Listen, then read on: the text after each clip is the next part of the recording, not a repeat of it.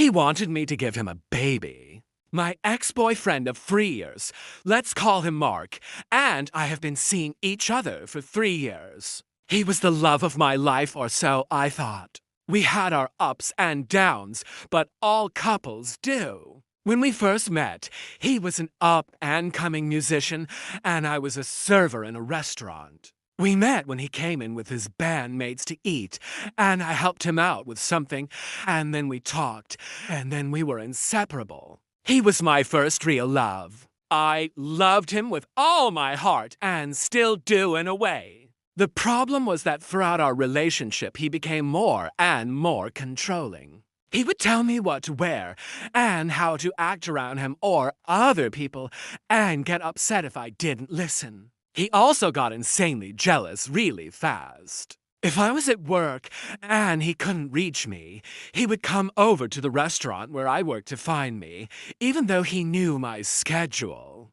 Sometimes he would wait hours to find me just so he could yell at me for not answering my phone. Then he would expect me to go home with him after my shift. I was expected to drop everything to make time for him. If I said no or tried to talk him out of it, he would get really angry and say things like, "Don't you love me anymore? You don't want to see me?" And of course, I did want to see him, which made me feel like I was making the right decision by trying to make him happy. So I would leave work and go to him. After we broke up, he began to stalk me and bombard me with calls. He would call me from different numbers and hide caller ID. I would answer because I still loved him and hoped that he would change. He begged me to take him back and said that all those controlling things that he did were just because he loved me so much and couldn't stand the thought of me being with another man.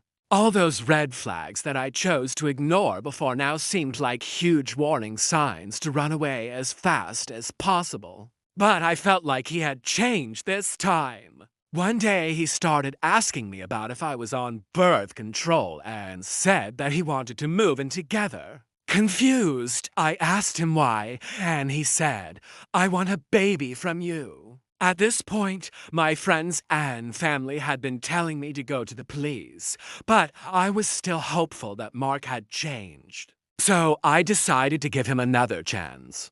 I moved in with him and everything seemed fine at first. I felt guilty that he wasn't working at the moment and was living off of my salary. So I took on a second job as well as my full-time one so we could both live comfortably. One day, while I was getting ready to go to work, he told me that he wanted to talk, and I agreed. While we were talking, he told me that he wanted a baby from me. I told him that I wasn't on birth control, but I definitely didn't want a baby from him. I told him that I still loved him, but I didn't want to ruin my life and future plans for his baby. He looked at me, eyes blazing with anger, and said, "Oh, so it's all about you again, right? You never think about me or what I want. Fine. Screw you! Maybe you deserve someone worse than me." I froze. What did he mean by that? Later that day, I got a call from my mom asking if Mark had told me anything about a fight he had that night at a bar.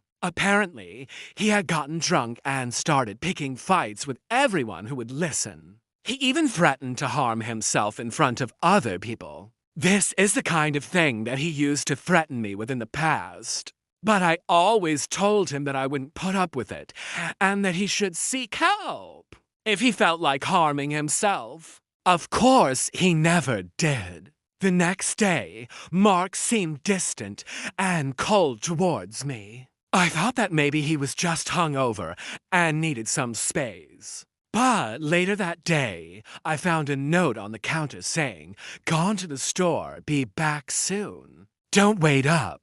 The door was unlocked, so I went out to look for him. As I was walking round looking for him, I saw the same bar from the night before. I walked in and asked the bartender if he had seen Mark. She told me, "Oh, you must be his girlfriend." "Yeah, he was here earlier, but he left about an hour ago. Said he was going home to you, though." I thanked her and left. When I got home, the front door was locked, and there was no sign of forced entry. I called his name, but there was no answer. An hour passed, and I was getting worried. I tried calling him, but his phone went straight to voicemail. I didn't want to call the police yet, so I sat on the couch waiting for him. In the morning, I woke up to the sound of the front door opening. I opened my eyes and saw Mark standing there, holding two suitcases.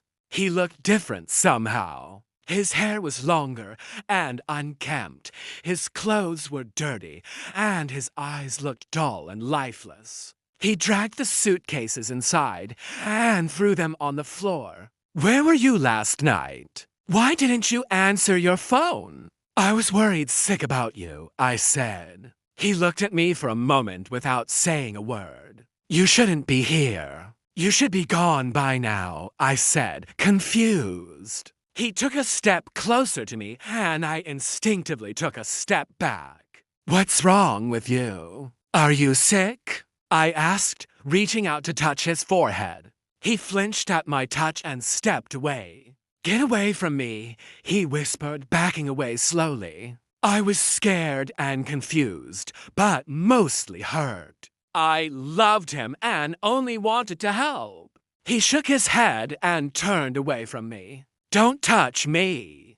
"Get out," he whispered, his voice shaking. I stared at him in disbelief. Was this the same man that I loved? The man who had told me that he wanted to spend the rest of his life with me? Where was that man? I quickly realized that the man standing in front of me wasn't the one I fell in love with. He had become a shell of his former self. I took a deep breath and tried to calm myself down. I didn't know what was going on, but I knew that I couldn't force him to talk to me. I needed to give him space.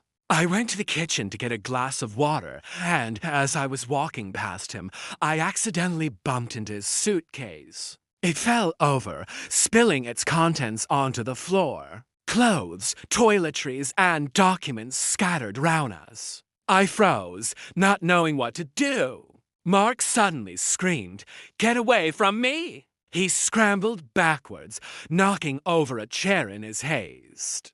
I wanted to explain that it was an accident, but he cut me off. "Don't speak! Just get out," he whispered, his eyes wide with terror. I was confused and hurt, but I knew that he needed space. So I left. I went to my car and drove away, hoping that he would calm down and come back to me. The next morning, I woke up to the sound of pounding on my door. I opened the door to find Mark standing there, his eyes red and puffy. He looked exhausted and defeated. "Can I come in?" he asked quietly. I hesitated for a moment, unsure of what to do, but I eventually nodded and let him in. He collapsed onto my couch, burying his face in his hands. "Mark, what's wrong with you?" I asked, rushing to his side. He looked up at me, his eyes filled with pain. "I'm sorry," he whispered. "I'm so sorry." He stood up abruptly and ran to the bathroom. I heard the sound of him throwing up and immediately rushed to his side. "Mark, what's wrong with you?" I asked frantically. He shook his head and wiped his mouth with the back of his hand. "It's nothing," he whispered, but I could see that he was lying. I knew that something was wrong, and I wasn't going to give up until he told me what it was. I stayed with him for days, trying to convince him to open up to me, but he just shut down more and more. He refused to leave the bathroom, often staying in there for hours. I tried talking to him through the door, but he would just tell me to go away. Eventually, I stopped trying and began sleeping on the couch in his apartment. One day, I heard a loud crash from the bathroom and rushed to investigate. I found Mark on the floor, covered in blood. I screamed for help, and he was taken to the hospital. I followed the ambulance, desperate to be by his side. At the hospital, I learned that Mark had taken an overdose of pills and had cut himself. He had been hallucinating and had tried to harm himself further. The doctors stabilized him, and I was able to visit him. He was weak and barely conscious, but he was alive. I stayed by his bedside for days, hoping that he would wake up and tell me what was wrong with him. But he didn't. One day, the doctor told me that Mark had slipped into a coma and that there was no hope of him waking up. I was devastated. I had lost the love of my life, and I didn't even know why. In the weeks that followed, I struggled to come to terms with Mark's death. I couldn't understand why he had taken his own life. I had loved him so much, and I had never given him any reason to believe that I didn't. I began seeing a therapist to help me cope with my grief and to try to understand what had happened. Through therapy, I was able to piece together what had happened to Mark. He had become obsessed with the idea of having a baby with me, and when I refused to comply, he had become depressed. He had taken his own life because he couldn't bear the thought of never having a child with me. I was heartbroken. I had never known Mark to be capable of such a dark thought. He had always been so full of life and joy. I had never seen him struggle with anything before. I couldn't understand why he hadn't talked to me about his feelings. I would have done anything to help him if he had just asked. In the months that followed, I tried to move on with my life. I threw myself into my work and my studies, trying to keep myself busy. But I could never forget Mark. He had been the love of my life, and I would never love anyone the way I had loved him. I eventually met someone new, but I could never bring myself to trust him the way that I had trusted Mark. I was always afraid that he would end up hurting me, or worse, taking his own life. I eventually gave up on dating and decided to focus on myself. One day, I was going through Mark's belongings, and I found a box of letters that he had written to me over the years. I opened the box and began reading through the letters. They were filled with love and adoration. He had written them to me during the early stages of our relationship when everything was still new and exciting. As I read through the letters, I felt a sense of peace come over me. I realized that Mark had loved me unconditionally and that he had never meant to hurt me. He had been struggling and he had been too proud to ask for help. I forgave him for what had happened and I let go of my anger. It's been several years since Mark died, but I still think about him every day. I miss him more than words can say. But I know that he's in a better place now. He's no longer suffering and he's finally at peace. I hope that one day I'll be able to move on and find happiness again. But until then, I will cherish the memories that I have of Mark and the love that we shared. That was our first Reddit story. And if you like this content, check out my podcast where I publish the exact same episodes. Also hit that subscribe button because I put out new videos every single day. On to story number 2. My ex-boyfriend stalked me for 9 months, and the creepiest thing was that he hacked into my email account and sent emails to my boss and coworkers. To give some backstory, when I was 21, I dated a guy named Brian for 6 months. He was super nice at first, but then became more controlling and jealous. He would constantly accuse me of flirting with other guys and demanded that I change my social media accounts to private. He also repeatedly told me that I was too skinny and pressured me to gain weight. Overall, the relationship was a bit toxic and manipulative. At first, I thought that breaking up with him would be easy. After all, we had only been dating for a short while. But boy, was I wrong.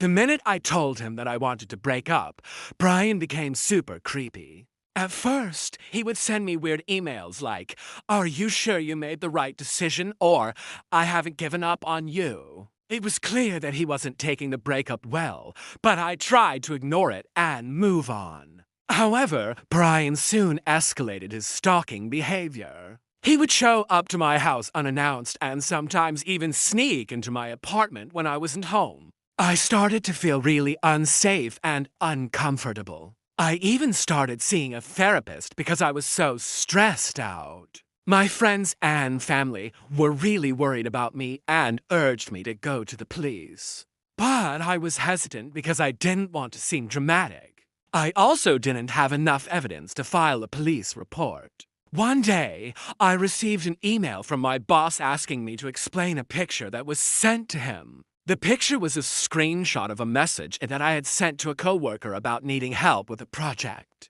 But the email that my boss received was a carbon copy of my message, word for word. The only difference was that the sender's name was changed to something weird like Brian B. I immediately knew that Brian had hacked into my email account.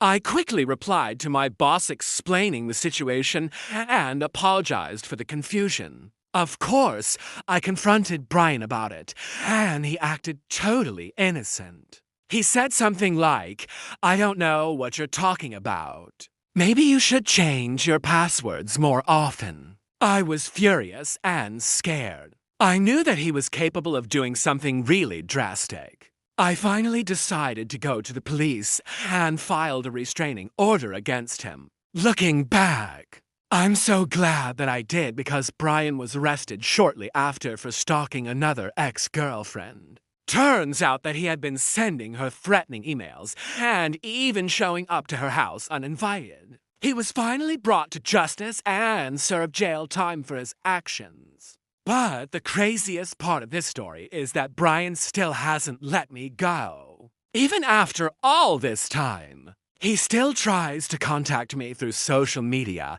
and even shows up to my house occasionally. I've blocked him everywhere and even changed my phone number. But he still finds a way to contact me. It's really scary, and it makes me feel like he is not going to give up on me. I know that Brian is dangerous, and I need to be careful. I always have my phone on silent because I don't want him to know my new number. And I never post anything personal on social media. I'm even considering moving because I feel like he knows where I live. It's really exhausting to always be on edge like this. And I just want to feel normal again.